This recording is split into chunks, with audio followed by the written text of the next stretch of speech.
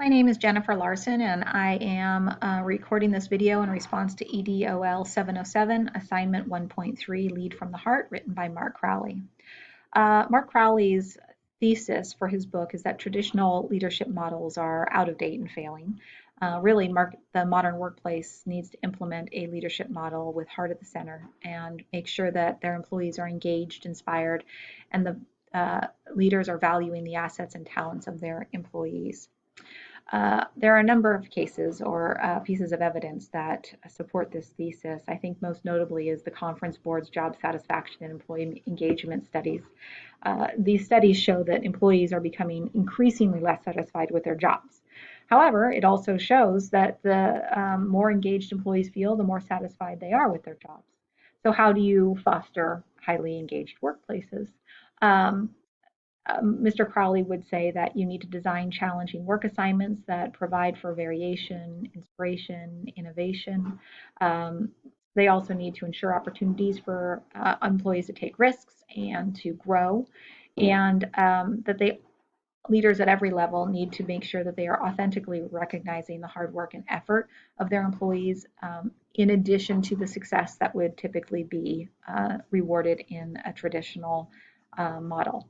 Above all, his argument is that personal relationships really needs to be at the center of an organization. So there are definitely cases against it, people who still believe that a traditional model is best. And I think the most notable of those is the argument that an environment where building relationships and valuing employees or recognizing them for their hard work rather than just their performance will foster an unprofessional and inefficient workplace. This is a misconception, however. I mean, apart from leading from the heart is the inclusion of candid and honest feedback. Employees that are always valued and respected are provided targeted coaching to make growth and find success, even if that means finding success outside of the company. Really, honest is kind, and that is an integral part of leading from the heart. In addition, there is a number of research articles out there expressing how engaged employees are far more productive, both personally and for the organization. So how does all of this connect to my TCP? My transformational change project is shifting the leadership model of my organization to put practitioners who are closest to the work at the forefront of change. I am currently serving as the Director of Student Success in a school district, so for me that is the teachers.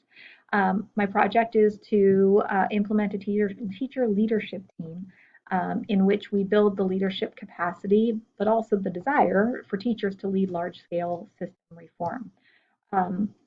So we've had a lot of leadership teams in the past, but the difference in what we're trying to do now is we are arming teachers with actual explicit leadership training.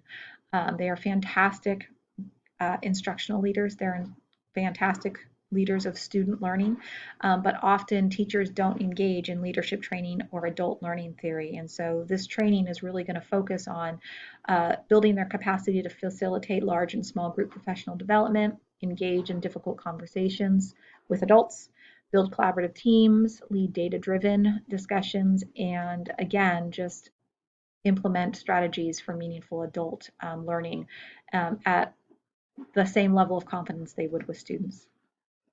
So Crowley's thesis for leadership aligns almost identically to the structure of this team. Prior to beginning the project, I knew that putting a trusting relationship, building a trusting and cohesive team was the most important part of the project.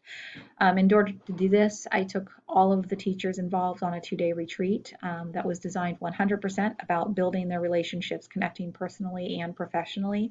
And I think probably the most impactful part of that 2-day retreat was participating in the process of creating a shared vision and understanding of the work that was going to lie ahead. I also knew in designing that retreat that I could not be the facilitator, nor could anyone in my leadership team. I really needed to make it visibly clear that this group of teachers was going to be the leaders of this work, that we were there as supporters, we were there as listeners, we were there to remove barriers that got in their way. And the only way that was going to happen is if me and my leadership team, organizational leadership team, were participants on the same level during this time. And it really created a much different dynamic than we've ever experienced before. And in the following months and work, the communication and willingness to be honest and take risks has been unlike any experience we've ever had with teacher leaders in the past. A couple of actions related to this thesis that I definitely will be changing. Really struck me when I read the four other drivers that Crowley brought up: organizational health, managerial quality, extrinsic rewards, and workplace readiness.